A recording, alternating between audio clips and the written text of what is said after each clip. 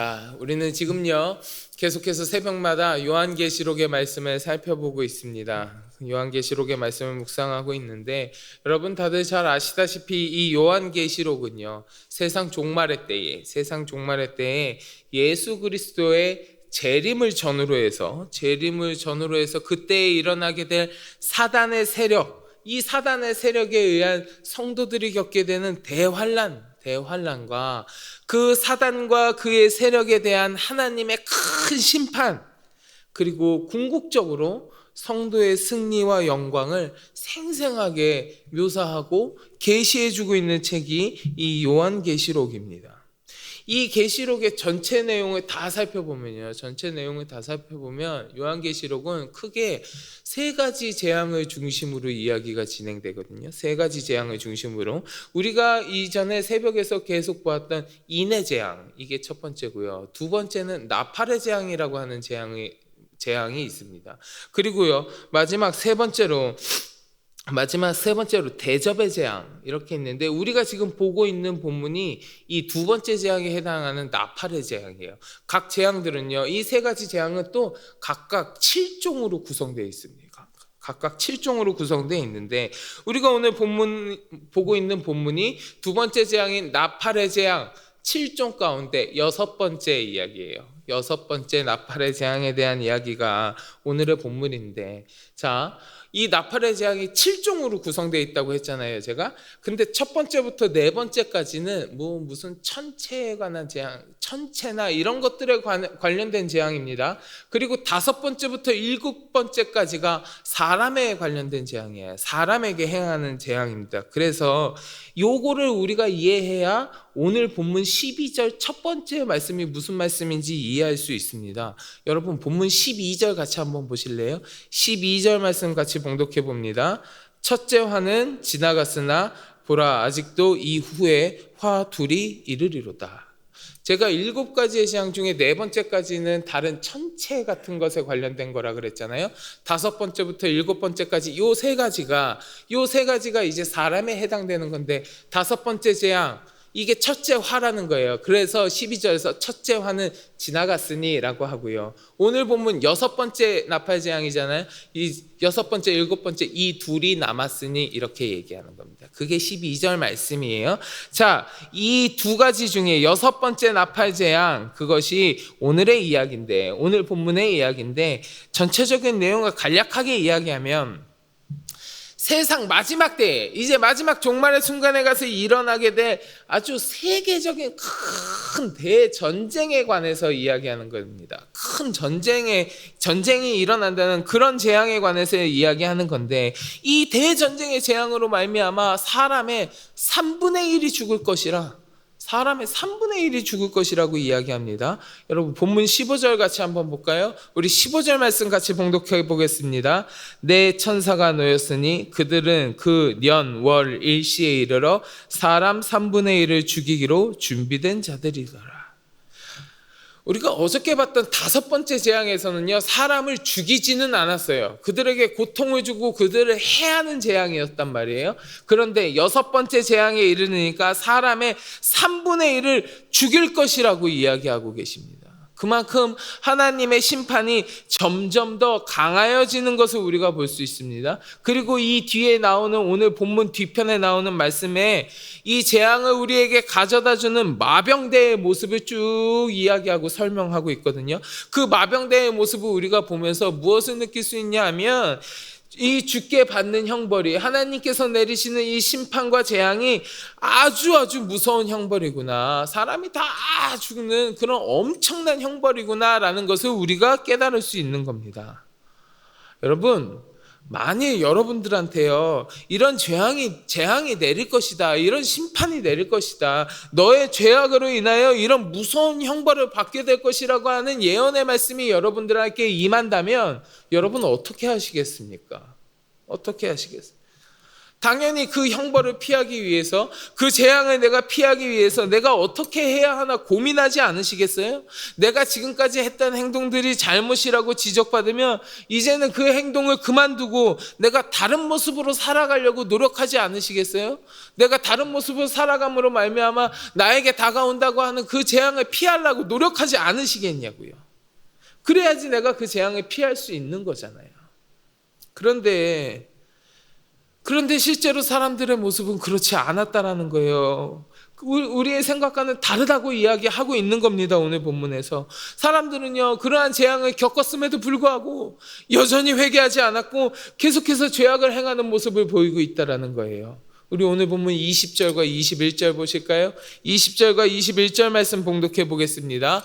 이 재앙에 죽지 않고 남은 사람들은 손으로 행한 일을 회개하지 아니하고 오히려 여러 귀신과 또는 보거나 듣거나 다니거나 하지 못하는 금, 은, 동과 목석의 우상에게 절하고 또 그 살인과 복술과 음행과 도둑질을 회개하지 아니하더라.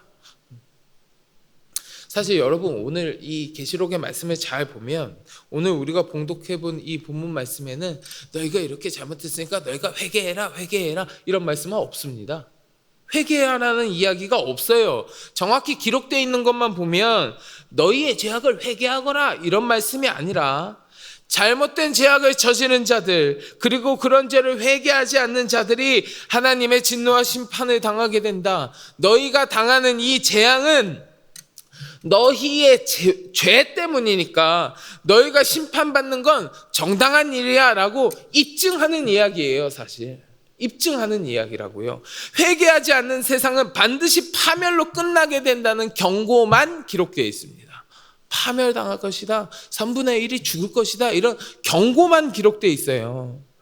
우리가 방금 전에 본 것처럼 재앙이 내렸음에도 불구하고 살아남은 자들 계속해서 회개하지 아니하더라라고 이야기하시잖아요. 하나님의 진노하심이 어디로부터 비롯된 건지, 하나님이 그냥 무슨 심술을 부려서 그런 것이 아니라 인간의 교만과 죄가 멈추지 않는 모습, 어떠한 경고에도 그 죄악된 행위와 습성이 멈추지 않는 이 인간의 모습을 이야기하시면서 하나님께서 내리시는 재앙과 그 심판의 당위성에 대해서 입증하는 이야기란 말이에요. 확인시켜 주시는 이야기예요. 그럼 이쯤 되면 오히려 하나님은 이렇게 생각하실 수도 있는 것 같아요. 있을 것 같아요. 어차피 회개하지 않는구나. 심판받고 벌받아도 또 죄악을 저지르고 있는구나. 회개는 너희 가운데 없구나. 어차피 너희 회개하지 않는구나. 그냥 심판받는 것이 맞는 이야기구나. 죄악을 저지르든 뭐하든 니들 되는 대로 살아. 그 죄악 때문에 그냥 나는 심판할 테니까. 그러실 수도 있을 것 같아요. 또 우리 믿는 사람들이요. 우리 믿는 사람들도 그들을 바라보면서 그들을 향한 우리의 마음이 자포자기의 심정이 될 수도 있습니다. 저 사람들은 어차피 심판받을 사람들이야. 신경 쓰지 마. 그냥 내 신앙이나 내가 잘 지키지 뭐. 저 사람들 말해도 듣지 않아. 어차피 회개해도 되지 않아. 저 사람 심판받든지 말든지 잘 되지도 않는 사람들, 일단 나부터 심판을 피해야지, 나부터 그 형벌 피해야지, 뭐 남까지 신경 쓰고 살까, 뭐 이럴 수도 있습니다. 사실은 이럴 수도 있다기보다는 실제로 이런 모습을 하고 지금 살아가고 있는 그리스도인들 엄청 많습니다. 엄청 많아요. 우리 안에도 이런 모습이 있을 수도 있습니다. 저 사람이 어떻게 되든지 말든지 신경 쓰지 말고 그냥 나나 잘하면서 살면 되지 뭐. 그런 모습이 우리 가운데도 있을 수도 있어요. 네, 오늘 본문을 보면 분명히 하나님의 형벌의 정당함에 대해서 이야기하시지만, 그렇다고 해서 그것이요 우리로 하여금 저 세상을 내가 정죄하면서 살아가는 자세의 삶을 살게 하거나, 아니면 저 세상에 대해서 내가 선교적인 사명을 감당해야 하는 것을 소홀하게 하는 근거가 되어주지는 않습니다. 어차피 세상은 심판받을 거니까 그 세상에서 분리된 채 나 혼자 그냥 고고한 학처럼 홀로 가만히 있어서 저 세상의 죄악이나 비판하면서 내가 내 삶이나 살아가지 뭐 이러는 건 안 된다라는 거예요. 물론 오늘의 나팔재앙의 메시지 가운데서 하나님께서 세상이 돌아오지 않았기 때문에, 저들이 회개하지 않았기 때문에 심판당하게 된다라는 것을 강조하시기는 하지만, 이건요 반대로 뒤집어서 생각해 보면 하나님께서는 거기까지만 말씀하셨지만 이 하나님의 말씀을 반대로 뒤집어서 생각해 보면 그 세상이 오늘이라도 당장 지금이라도 하나님 편으로 투항하고 죄의 길에서 돌이키면 주께로 돌아오면 하나님께서 언제든지 그들을 용서하시고 받아주신다는 이야기도 된다는 거예요. 회개하지 않는 너희들 내가 심판하리라. 여기까지 말씀하시는 건 뭐예요? 회개하면 받아주리라 해요. 회개하면 받아. 이 어마무시한 경고의 말씀 뒤에는 이 말씀 이면에는 세상을 향한 하나님의 긍휼의 마음이 담겨 있는 거예요. 긍휼의 마음이요. 여러분 제가 몇 번 얘기한 적이 있는데 저희 아들 이야기하면서 몇 번 얘기한 적이 있는데 저희 아들이요 밥을 잘 안 먹어요. 뭐 딴 건 잘 먹는데 진짜 말 그대로 밥. 이 쌀 이거를 잘 안 먹어요. 잘 안 먹는단 말이에요. 그래서 밥보다 다른 반찬만 집어먹고 뭐 빵 같은 거 먹고 과자 같은 것만 찾고 그럴 때가 굉장히 많아요. 뭐 애들 뭐 그런 아이들 많죠.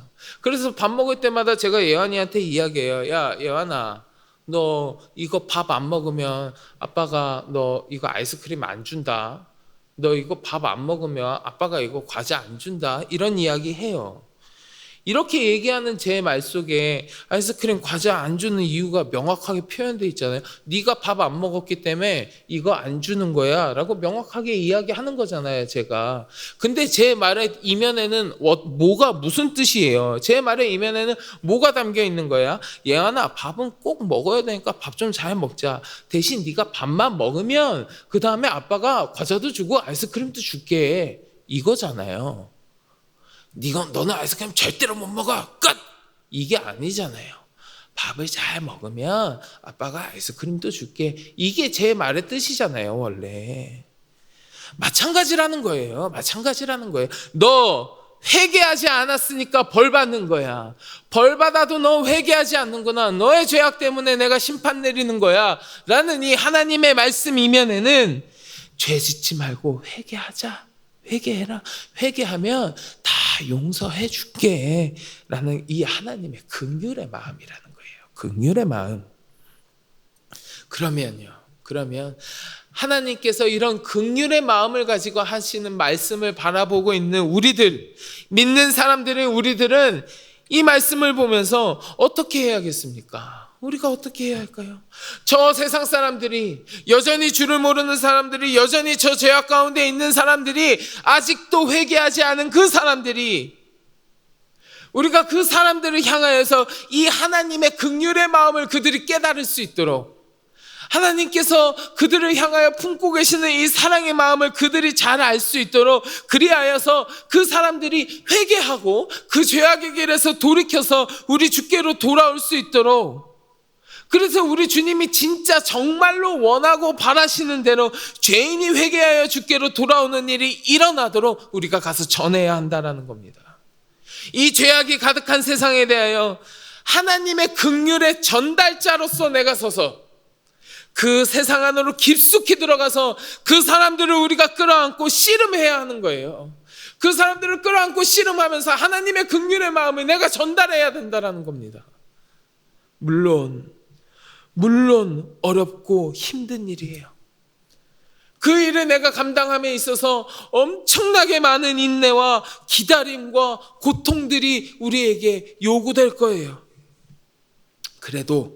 그래도 주님이 이 땅에 최종적인 심판을 내리시는 그 순간까지 우리가 감당해야 하는 중대한 사명은 단순히 세상에서 내 한 목숨 지켜내는 삶이 아니라, 그저 내가 죄 짓지 않으려고 노력해서 심판을 피해보려고 나 혼자 애쓰고 끙끙대는 삶이 아니라, 끝없이 이 세상을 향하여 그들에게 돌아오라고, 회개하고 죄악의 길에서 벗어나라고 목 놓아 부르짖어 우는 것이 우리에게 놓여진 중대한 사명이라는 겁니다. 이 세상을 향하신 하나님의 긍휼의 마음을 우리가 계속해서 전해야 한다는 거예요. 저 세상의 무례함이 우리의 마음을 괴롭게 한다고 할지라도, 저 세상의 완고함이 우리의 심령을 상하게 한다고 할지라도, 저 세상의 패역함이 우리의 영혼을 분노케 한다 할지라도, 우리는 그 가운데에서도 이 하나님의 마음을 기억하고 그 긍휼의 마음을 우리도 같이 품고 저 세상 가운데 나아가야 한다는 것입니다.